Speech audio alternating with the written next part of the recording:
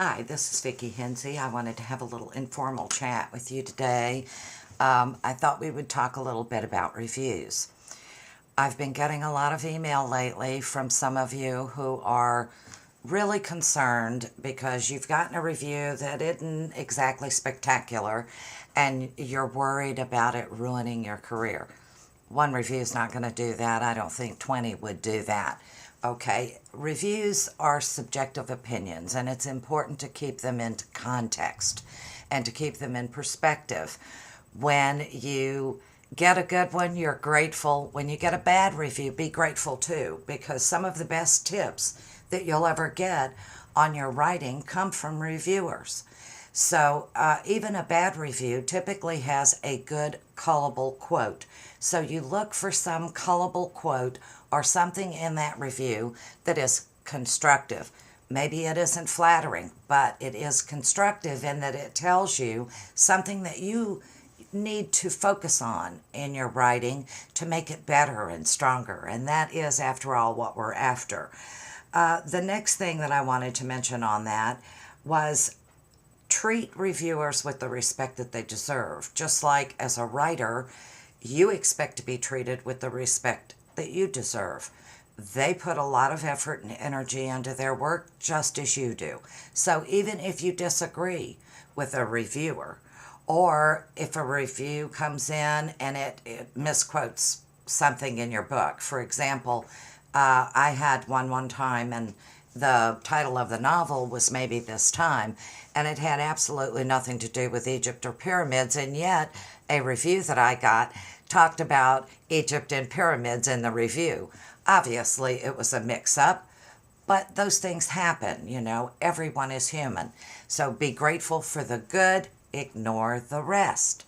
Learn what you can learn from it. If there's some constructive criticism in one that rings true, that says you need to work on this or that, be grateful for it, that you've gotten that feedback, and then let go of it. Back when I first started writing, I used to wonder how someone could look at a book and maybe read it in snatches and get the full effect and feeling of the book. Actually, it was more along the lines of submitting a novel. When you submitted just the first 3 chapters, how in the world, in a 2-page synopsis and 3 chapters, could they get the grasp on this 100,000-word novel? I've learned over the years that it only takes about 3 or 4 pages to get a grasp of where you are as a writer. So you need not be concerned about that.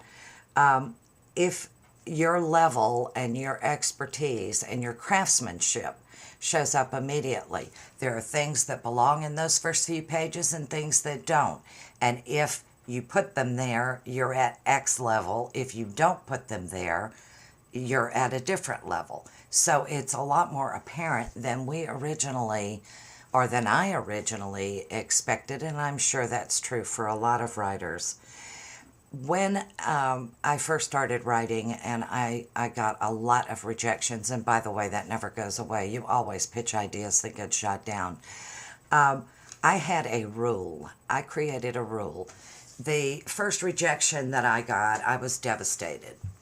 And I decided that wasn't a healthy attitude toward rejection, because very often rejection has nothing to do with the work and everything to do with the publishing list, who else is on it, how they're structured, what they've bought, and what kind of novel you've written. So it can have nothing to do with you or your work. Your timing could just be off. So I set a rule for myself that I would give myself 5 minutes to emotionally react to a review or to a rejection. And after that 5 minutes was over, I wasn't going to think about it anymore. If it had good in it, I'd take the good. If there wasn't anything in it that was worth taking with me, I didn't. I'd forget it. Now, I've gotten enough rejection letters to wallpaper the White House. So I've got experience at this, and I'm telling you, it is in your best interest to not let a rejection get you down and keep you down. Give it its 5 minutes and press on. Take the good from it and ignore the rest.